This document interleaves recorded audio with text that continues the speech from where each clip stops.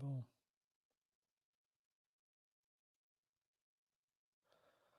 All right, brothers. We finally got everything lined out. All right, brothers. Y'all know the other day, appreciate everybody coming in. Make sure y'all hit that like button on the way in.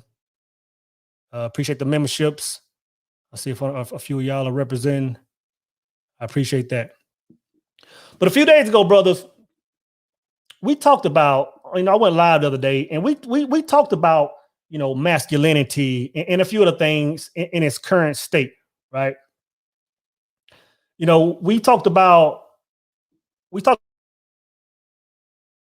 how just men is moving slightly more feminine than the men of years before, right? And the thing is, we've allowed our minds to be flooded with images, through television, through other sources, and it's told us how the hierarchy is supposed to be now, right? Or even if there should be a hierarchy. Now we're going toward a place where we're separating homes. You know what I'm saying?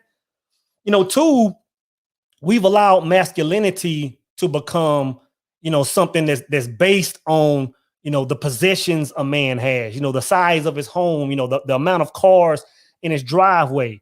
And we're slowly, not even slowly anymore, we're fastly getting outside of what true masculinity is, right?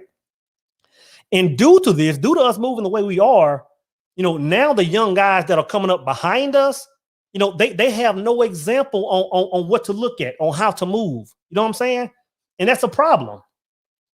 Now, the other day I said there are no leaders. I referred to the Al Sharptons and the Jesse Jacksons, that long time ago when brothers would get online, when brothers would start hashing, having problems and hashing it out, like we're seeing today with all these grown men online back and forth whining. There was a time where, either a man or a group of men, the leaders of a certain culture, would step in and say, hey, you know what? Guys, we're not supposed to move like that, like that. This is how we move as men.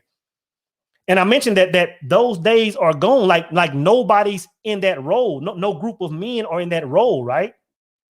And then I said it's literally like, our generation or this era is moving through, with 10 men on the field. You know what I'm saying? Like we're missing a whole position on the gridiron. You know what I'm saying? And then I said, well, if nobody's going to do it, if nobody's going to step, I said, I'll do it. I said, not only would I do it, I said, brothers just like me will do it. And at the same time, and I was saying this, a lot of you brothers were coming in saying, you know what? Yes, I'm part of this movement. Like we need to move in this direction. And then when I got off that live, man, I said, when I go live again, I said, brother, it's only fitting to bring a brother on that's been on this mission for a while. That, he hasn't been getting, a lot of people backing him, but he's been on this, before it even got to this point. I remember hearing this brother saying it was going to get here. So guys, I'm bringing a guy in today that's going to be able to give us a gang of knowledge. That's going to be able to give us a gang of wisdom. It can give some of us guys some direction on how to move forward, right? So let's talk about it. First of all, the greatest thing on the planet is the knowledge of self, and basically the knowledge of the universe. For the mere fact that you are even interested in this or remotely interested in this at this particular time when shit is going on crazy out here, it means that you are the special evolved beings. Stop thinking like a human. You got to start thinking as a God. G-O-D, generator, operator, and destroyer.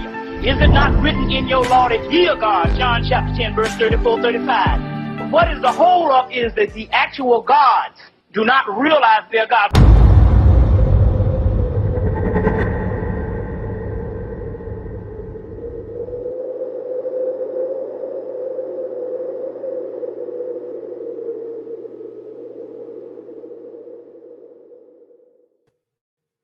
Now, guys, the brother that I'm bringing in today, man that walks in his God energy, right? This man once said that at the tender age of 14, he said the day that his uncle set a barbell in his hands, he said he knew that he would never be the same.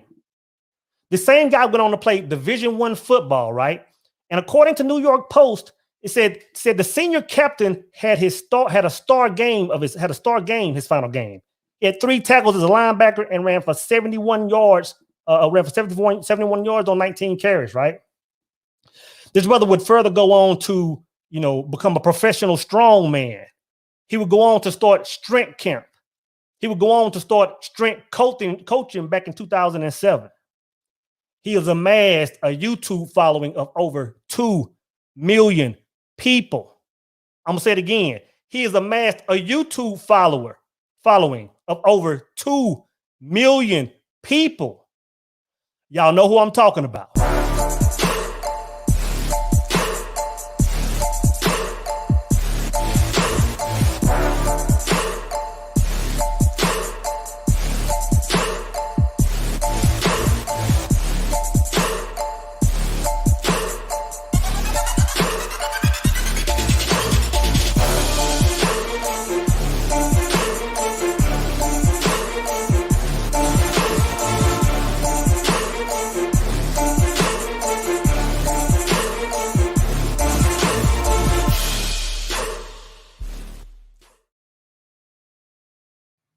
I need y'all to flood the comments with the greeting of at ease, right? For the author, for the husband of 4, for a man that has inspired millions. I welcome Brother Elliott Hulse. What's going on, brother? Thank you for having me, Soul. What a pleasure to be on your show, man. I love what you're doing. Thanks a lot, brother. Thanks a lot, man. You've inspired several people, man. I'm sure you're aware of that. Back to a point, man, to the point where I first found you. It was several years ago. I was still pretty new to thumbing through YouTube. And I saw this brother, man. And you were standing in front of a whiteboard. And you were talking about something that was very strange at the time. You were talking about the non-job. And I'm telling you, man, after watching you, that video, I'm telling you, my life took a major shift, right? And I'll tell you why. I didn't understand what was taking place, but what I observed at a later point in time, you took a lot of the philosophies of the Napoleon Hills, of the Wallace Waddles, of the Neville Goddards, and somehow you translated that to a language that anybody could understand. And years later, when I went back and watched that stuff and kind of mapped it up with what I learned, I said, man, this brother did something that up to that point had never been done. And I don't think it's ever been done since then, man. So I want to say thank you for creating that, the non-job. And guys, I'm going to leave a link down. It'll be in the description box, man, for you guys to check that out. But Elliott, what I want to focus on first, man, I want to go to a point before that. I want to focus on, the younger version of Elliott, because what I want to understand is, how did you get to that point at that point in time? Because see, now entrepreneurship and all these type moves, it's almost like a fad now. But before that wave even came, you were already preaching it. So what things took place in your life at an early age? What influenced or anything that contributed to that? Well, I'm blessed to have strong men in my life. I mean, I say that's probably the number one thing that has set me apart, is having a strong father, but also strong uncles. And back in 1994, I was in high school, just starting high school, and my uncle had quit his job as an accountant and decided he was going to teach people how to lift weights, get stronger, lose fat, and he's going to do that for a living. And back then, it really wasn't a career.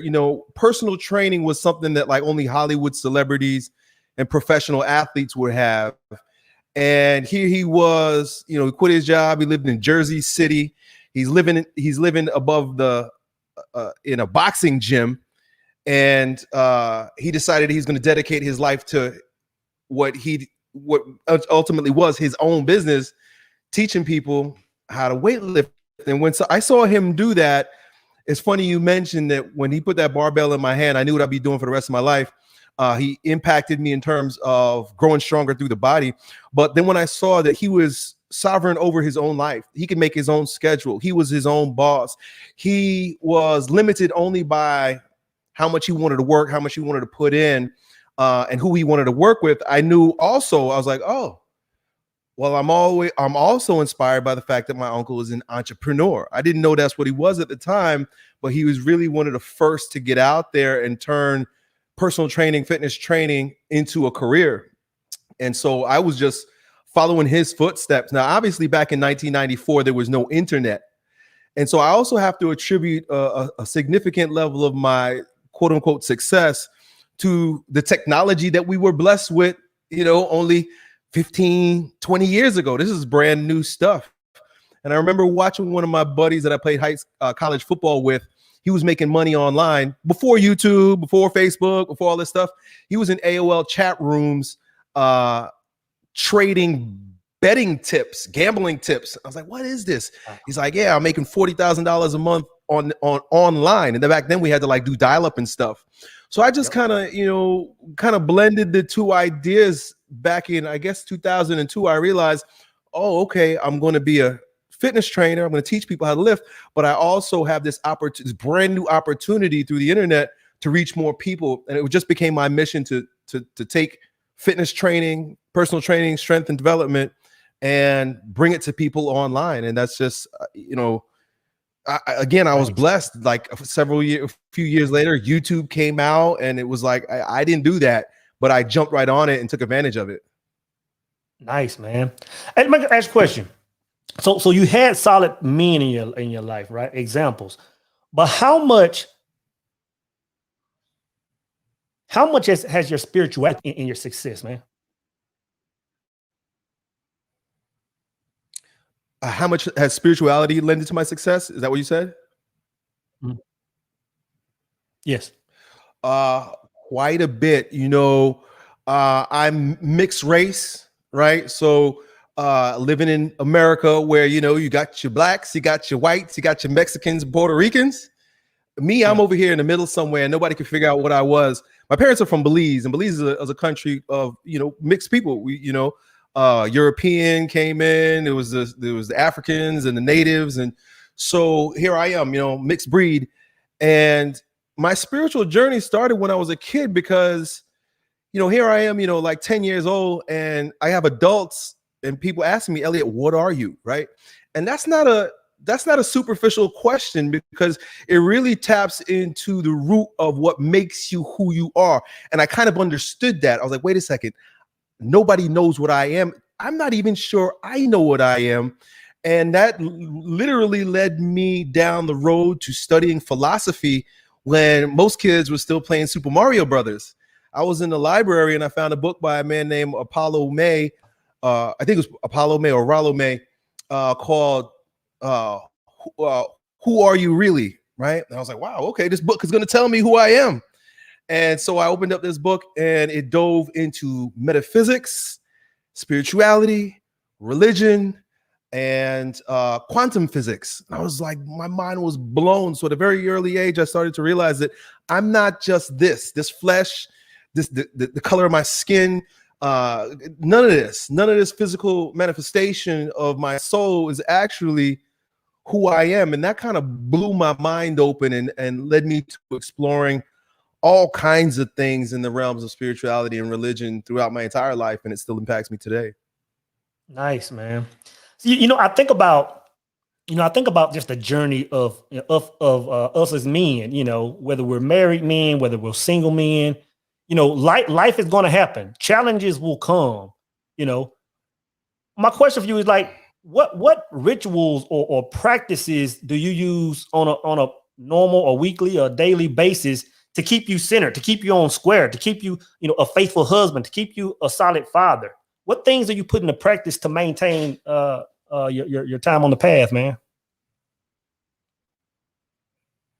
Well, I always come back to the tried and true, because there've been so many, right? As a seeker, we're always trying new things. We're always exploring new things. We're always putting it to practice. But the tried and true for me has always been in the realm of fitness. If I let my body go, so goes my soul. If I'm in the gym and I'm on my regimen, I'm lifting regularly, I'm striving for lifts in the gym, I'm on my meal plan. I'm sleeping right at night. I'm getting hydrated. For me, the heartbeat of my life revolves around my strength, health and strength. And so that really is number one, because you ever heard the term somebody's so spiritual, right? So heavenly minded that they're not any physically good, earthly good. And I really and truly believe that I believe our body is an extension of our soul. The body is not like the atheists try to tell us that we're just a evolved monkey bag of bones that just has sex and eats and shits. I don't believe that. I believe that it's the farthest extension of the expression of my soul. And so I have a saying that I like to use, which is the body is the mind. And to the degree that I keep my vessel pure, to the degree that I keep my vessel strong and on point, is to the degree that my mind, my emotions, and everything thereof sort of falls back in line. Nice, man. I mess around sometimes. I'll go into stages where I'll fast. I'll meditate more times, than normal throughout the day. And I noticed you're starting a rational fasting program, man, that I'm highly interested in. How is fasting, either sent you down a different direction? What have you gained from fasting in your life? It's interesting. I was watching one of your videos a couple weeks ago where you were talking about the devil's den, I think. That devil's playground, that in-between place. I thought that was so fascinating. And only a brother that is in his middle age would understand something to the degree that you understand it. So when I listen to you, I'm like, yeah, because you can't get this stuff until you've been through it or you receive the wisdom from an older man. And I reached that devil's playground point in my life. I was in a transition place in my life when I became about 36 years old. And just like you mentioned in that video, during that time you could go one of two ways. And I find myself wavering. And I needed to find some form of stability. But the only way I was going to find that stability is if I was to humble myself. I was way too inflated. I became fairly successful fairly early. And just to be transparent, I'm not sure I was prepared how to deal with it, in a responsible and grounded way. And so it kind of caught up on me, and I had to face myself. And I knew that I needed to do something extreme. And I just had this sense, say whether God was speaking to me or it came through my soul, that I needed to humble myself through fasting. I needed a challenge, but not a challenge like I typically have where it's extroverted, but I needed an introverted challenge. I needed to pull myself away from the world. I needed to pull myself away from material comfort. I have a family. It's not like I could escape to the mountains. I have the wherewithal to do that. I have the money to do that. And I had the time to do that, but I needed a retreat at home. I need to escape, but stay in my life. And I knew that by refraining from consumption. That's really what it is, man, because consumption is such a devil. Consumption keeps us so deeply in bondage to this world, be it, the consumption of food, consumption of technology, seeking for sex. These are the things that really keep us trapped because they're all hankerings for of our lower nature. I said the body is an extension of the soul, but it also has its roots in nature and our animal nature. And we're higher than that. As men, we're higher than our animal nature. And sometimes we have to tame it. We got to tame that animal. And so I started fasting. It was unique in that the fasting that the motivation for the fasting that I did came from an unlikely source, at least, especially for me in my life. Being a spiritual seeker, I was all over the place, man. Everything from, Hindu, Buddhist to I explored Islam, and I was a lot of new age stuff. I mean, I was everywhere. I was all over the place, except where the West was built, and that's through Christendom, because I was brought up with I was brought up in this same secular society that teaches you that everything that's Christian is somewhat tainted, it's bad or wrong. And I just had that in me too. I was like, I grew up Catholic, but then I rejected it all. But I was led to the works of the early the fathers of the early church and the saints of the early church, Orthodox, and these men were prolific fasters. I mean, these men were, they practiced asceticism to a degree that most of us probably couldn't even survive. And I was so inspired by their writings, the writings in the Philokalia, and like I said, the early fathers, the desert fathers. These are men who like escaped, left society to go live in the desert. There were monks, desert monks and stuff like that. And I got hooked on their writings. And so I tend to think that, you know, God wanted me to humble myself, empty my vessel through the fasting so that he could pour a new spirit into me, which has led me down a brand new path, a brand new road, and has opened up so much for me since then. Nice, man. Nice. I'm definitely going to check out that rational fasting program, and I'm definitely going to leave a link in the description box. I would advise everybody to definitely check that out. You mentioned family.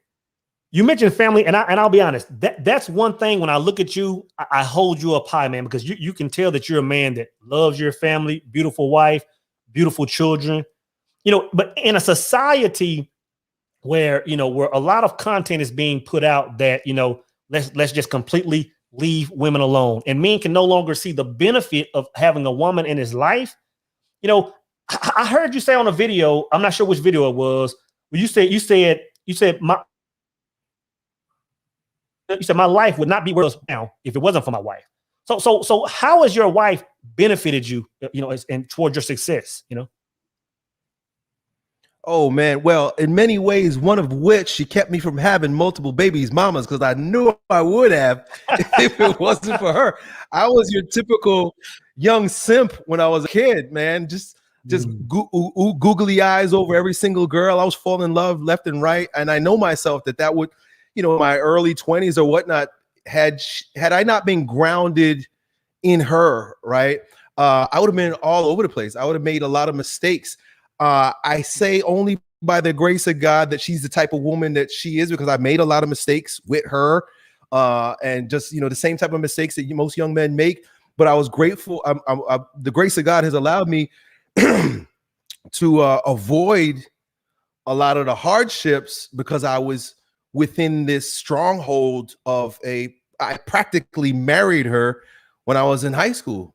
And so it kept me away from promiscuity. It kept me away from broken hearts. It kept me away from spilling my seeds and my energy out there. Chasing girls is a lot of energy. I watch these young men that I deal with, and I'm like, wow, you spend a significant amount of your time thinking about and chasing girls. And it's not that I knew any better, but because I had one woman, I could just ignore the others, and it wasn't a thing for me. And so it definitely kept me focused. And by the fact that I got married at age 23, started having babies at age 24, my early 20s were dedicated to working. I was working. I was hustling. I was struggling. I was fighting. I was building my business. Why?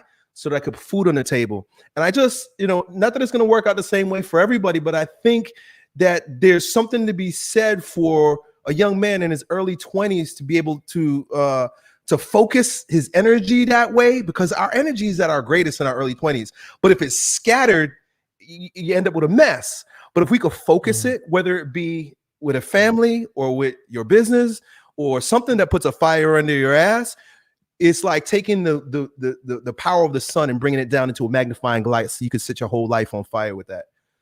You know, it's interesting, man. You know, so, you know, in a world where a lot of women are now in corporate America, and you have two married people that are pretty much living the exact same life, like the balance is completely out of whack. You know, what role does your wife play in your life? Like, because you're an entrepreneur. You know, I've heard you say you get up at minimum or at the most, at the earliest, latest rather, 5 o'clock. You work late. You're doing all these events. You're doing all these things. What role does your wife play in your marriage, as far as, like, you know, is she part of your business? Is she? How is that laid out? Yeah, she's a part of my business. She is my assistant. She's my assistant in life. So she's a wife and she's a mother. And as the kids have gotten older, she's taking on more and more responsibilities in my business, things that I would have to pay somebody else for. Well, look, I mean, every dollar I make is her dollar. I know that doesn't sound so good in the MGTOW movement, but that's just how my parents were. my parents' parents. I come from a long line of traditional families. And so we live with traditional gender roles. She stays at home from the beginning, has stayed home with the children. And we have 4 children. So she dedicates her day, she dedicates her time, her energy, her focus on taking care of the children. But she also, I mean, I don't even want to put it as an afterthought. It's almost like the love trickles down. She dedicates her attention and love to me. She's cooking me meals throughout the day, right? Like I'm working throughout the day. I'm doing this right now. She just, actually, I was a couple minutes late. She hooked me up with some rice and beef. She she takes care. She does the things that a homemaker does, man. She's not no pressed woman. My wife cooks, she cleans, she does laundry, she does all these things that women try to run away from. But my wife is as a result is exonerated, is exalted in her femininity because she gets all the luxuries that are associated with it. My wife what is mine is hers, and what's hers is mine. And so she goes and gets her nails done, she gets her hair cut, if she needs to take a break, she can go shopping or whatever. So my wife has a great life. My wife loves her life, but she's a hard worker. She's an industrious woman. She's never lazy. My house is never a mess. This is a crazy thing that I see with a lot of these guys that are struggling with their women. I walk in the house, I know right away that this is not a good situation because you got a lazy woman. A lazy woman is the worst kind of woman. Just like a lazy man is a bad man to have for a woman, a lazy woman is horrible. And you know a woman is lazy when you look at her house and there's dishes in the sink, the place is a mess. My house is never a mess. There's never anything laying around. Everything is in its place, in its order. She maintains the order in the house, man. Nice. So let me ask you, do you think that a relationship can be successful, kind of like the success you've had with your relationship? Do you think it can reach that level of success if a woman isn't in that feminine role, if those roles aren't defined? No, it can't. Just like you can't have a company and the CEO and the CFO and the COO don't recognize their role, right? Like I have a business. I'm the CEO of my business, but I have a operations manager that works in my business. I can't do what he's doing, nor do I want to do what he's doing. He's more inclined to. He's built better for taking care of the operations in the business, or I'm built better for the overall vision, the big vision where I want to go with things, right? So I come up with the plan, he does the execution. That makes us have a beautiful business partnership. It's the same exact way in the home. The wife is the COO. She's the operation manager. I'm the CEO, and everything that trickles down, she takes care of. And like I said, I call her my assistant because she's the greatest assistant. Almost to the degree where I guess I could say I'm spoiled, but I'm not, because she's spoiled too. We just have a good relationship. If there's something that I need done, I just holler at, hey babe, could you go email this guy, call this guy, take care of this, handle this, go buy this. And she just at the drop of a hat, she gets whatever needs to get done because she's the operations manager. Even with the children, it's like I'm the sheriff and she's the deputy. If the sheriff is in town, you gotta be careful. The sheriff says something, you gotta be careful. But the sheriff is not the one that's gonna lock you up. The deputy is gonna come and knock on your door. And it's the same thing with the kids. I have established the boundaries. There are certain things that are acceptable or aren't acceptable, and I'm not always the one that's laying down the law. I send my deputy, and my deputy is so good that I don't have to say anything. She's already on top of it with regard to the kids or with regard to the mission or where we're going in our life. So, we make a good team that way. That's a good balance, man. I've heard you say on a time or two that the only way we can get, relationships back to where they need to be is to go back to a traditional way of life. And for the longest, I wasn't really on board with that just because where I was in life. But now looking at it, I'm like, there is absolutely no way around that, right? Now, my thing is, it's hard for women to move in a certain energy if they've never seen it or experienced it, right? So they're really just kind of moving in the dark. And I've heard you say, that you grew up in a traditional household. Your father was a solid man, your uncle was a solid man, so you came from that background. But you said, well, Colleen didn't come from that background. One good thing you had going, you said, Colleen kind of leaned toward your mother, and your mother became a mentor to her. which kind of brought her up to speed. Yes. But my thing is this, right? What advice would you give to a man or woman who's never seen that? They don't have a mentor, to go to and have that face to face. Like, in what direction should a man move if he wants to move back to that mindset? Well, first, I have to acknowledge that the work that you're doing, and that guys that are speaking to intersexual dynamics and trying to speak men up and enlighten them to the realities of the world, not the gynocentric how you would say, tale, fairy tale that we have been fed. So there's a huge awakening that's happening with regard to men. I see guys like you on YouTube. There's guys, all over the place that are doing it. And I want to acknowledge those men, because men must go first. The women aren't going to do it. The women clap for their own degeneracy. They watch other women and they say, "Go girl," even though they're doing the wrong thing. And it's just a woman's nature. I'm not calling it right or wrong, but they cannot lead themselves. They're not going to change. They're not going to lead us the right way. That's not in their nature, nor should they have to do that.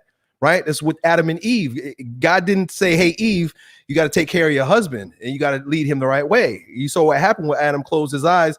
She took things her own way, and the snake sucked in, and Adam followed his wife. And you see where we ended up there. That story is the telltale of what's going on in our worlds right now, with effeminate men and Jezebel women who want to be in charge, and men who want to give up their power. And we're constantly giving up our power to the peace leave. And so number one is we've got to educate ourselves.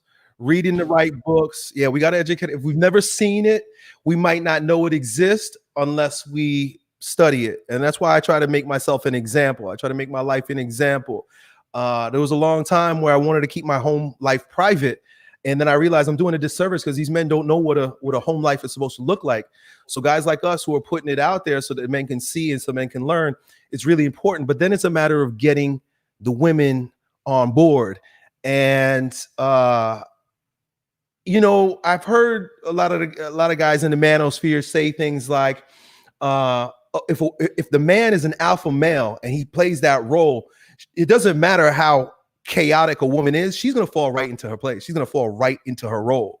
And so I don't even know if it's a matter of educating women. I don't think that's the case. I don't think, because women aren't logical anyway. We can't give them enough information to make them change their mind.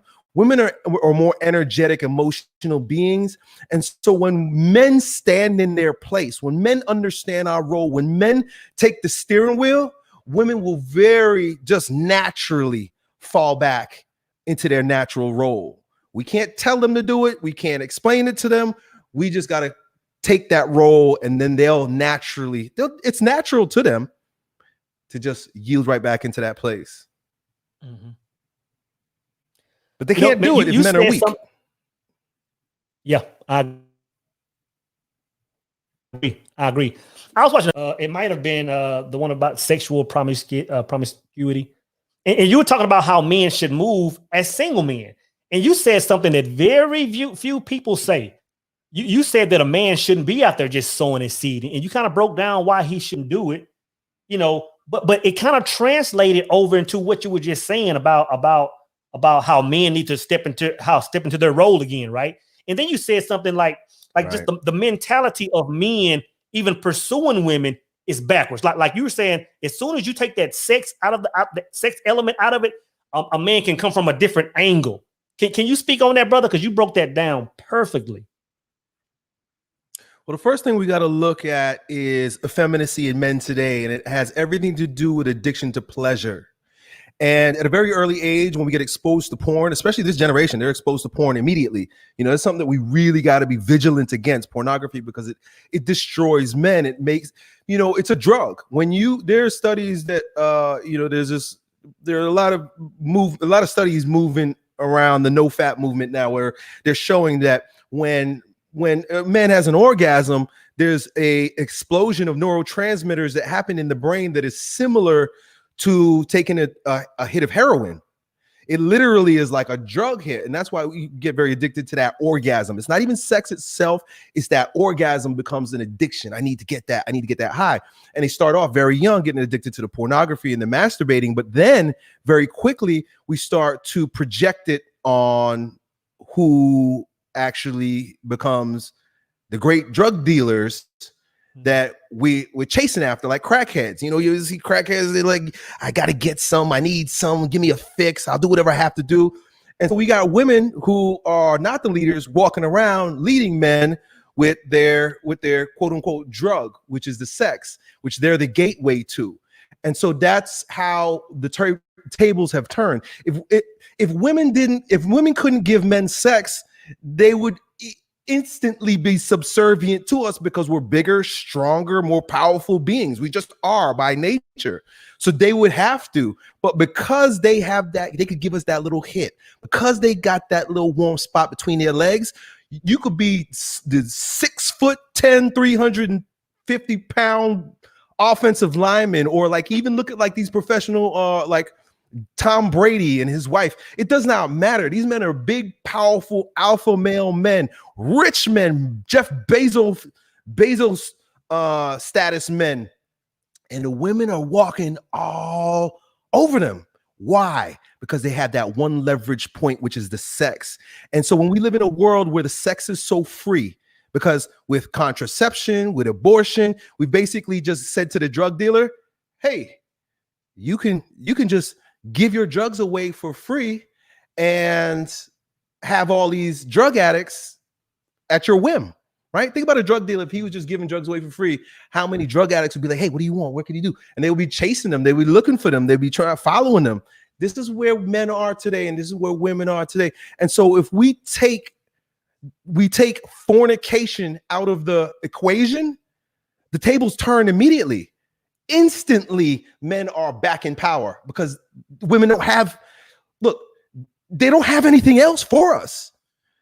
When we do have sex and they do make babies and they become wives and mothers, that's fulfilling a great need for the society and for men. But besides that, why? What do you want from them? These guys who tell me that, you know, they're friends with women, you know, a lot of people knock me because I say men and women aren't friends.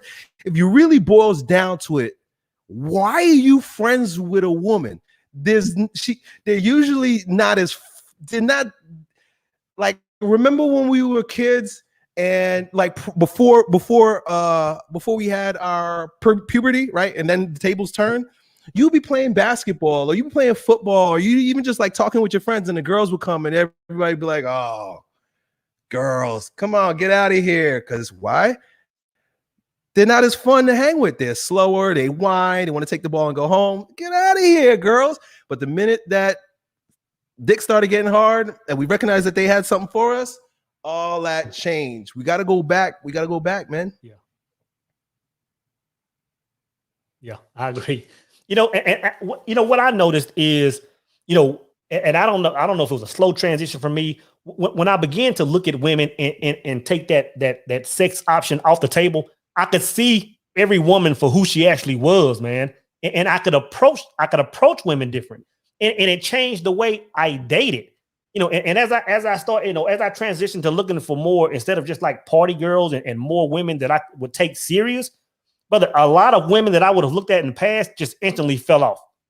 Not only that, not only did it make me attractive to a certain woman, it made me, that element of me made me unattractive to women that I used to hang with. So I agree with what you're saying and just that mentality. But what do you think a man should look for? You know, you've been married for a number of years. You have a beautiful situation.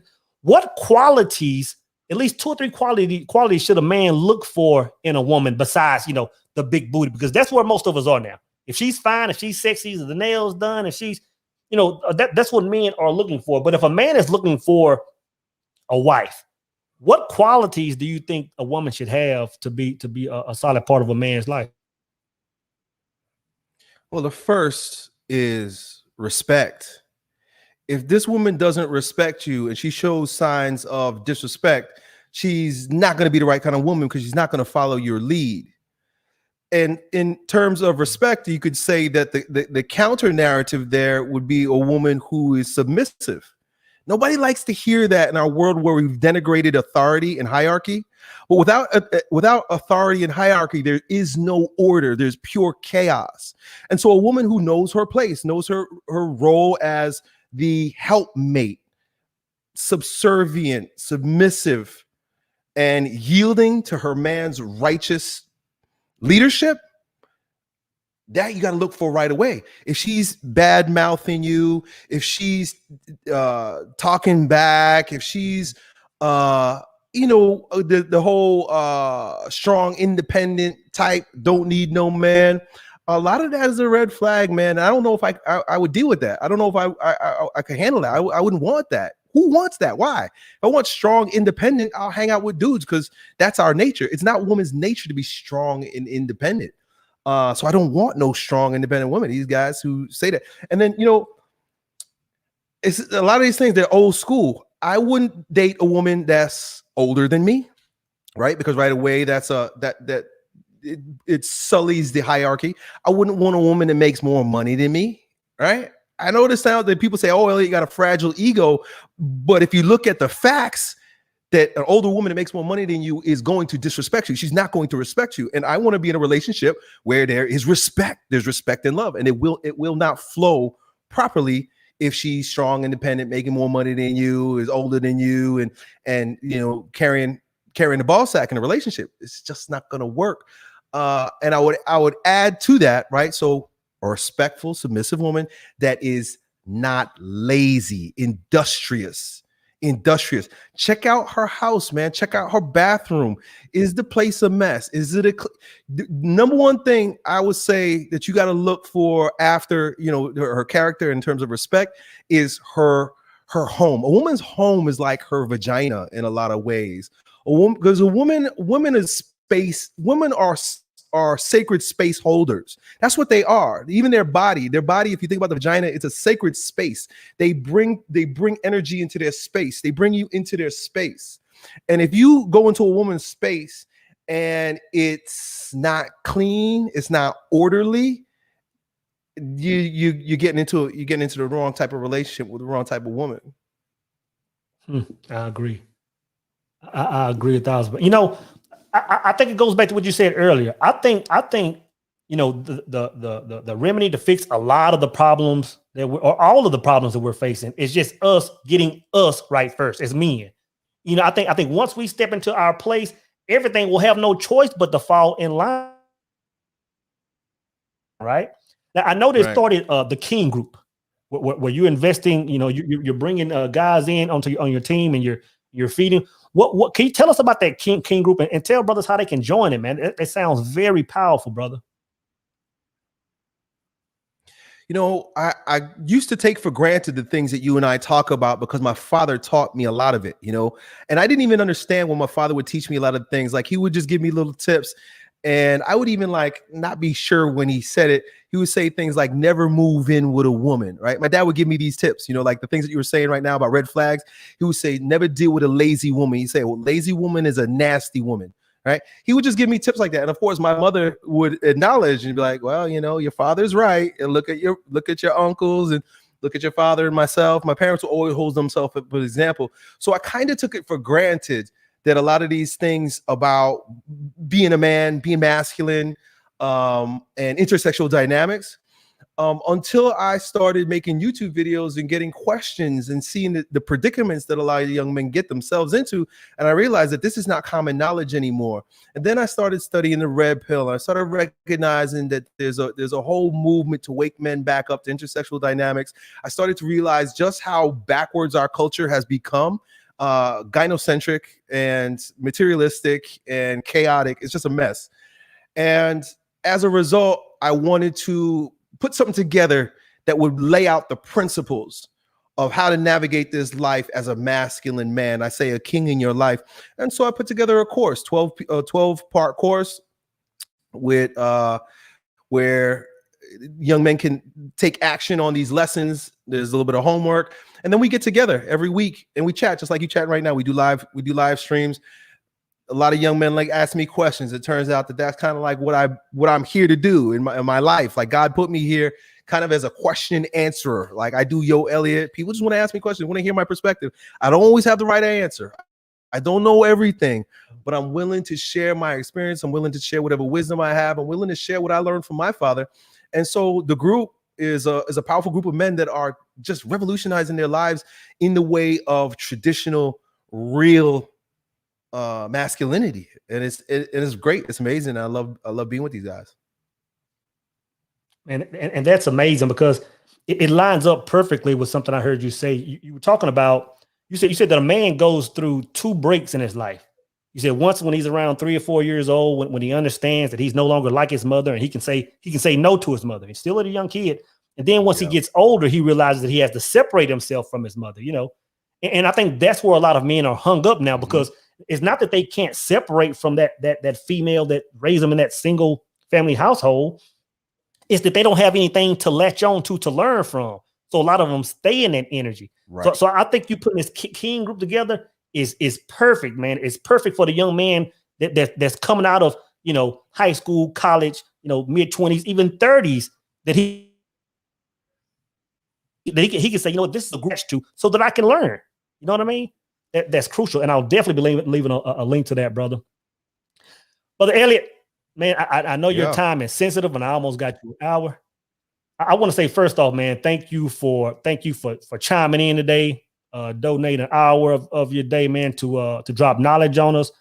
And I think it's safe for me to say that I can speak for all of us, man, to say, you know, we appreciate that. We appreciate the torch you've been carrying for a while. You know, even before this YouTube thing is what it is, you know, became what it is now, you were doing this kind of like solo, man.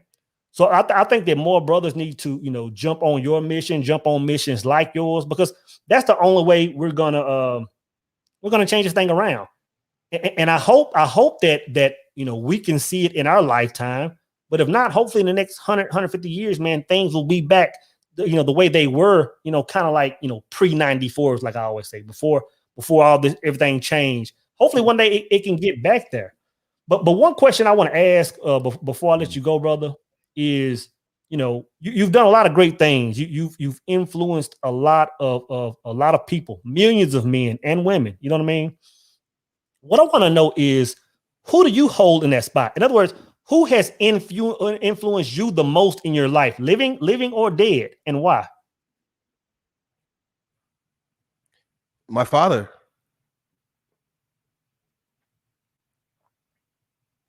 Amen, from the beginning to this day. And there was a time when I was rebellious against my father, because, you know, not only does this world turn the women against men, but also turns children against their father. It's a world that's against men in many regards. And so you could just see how, you know, we're taught to not to respect our fathers in many ways because of the way the media portrays men.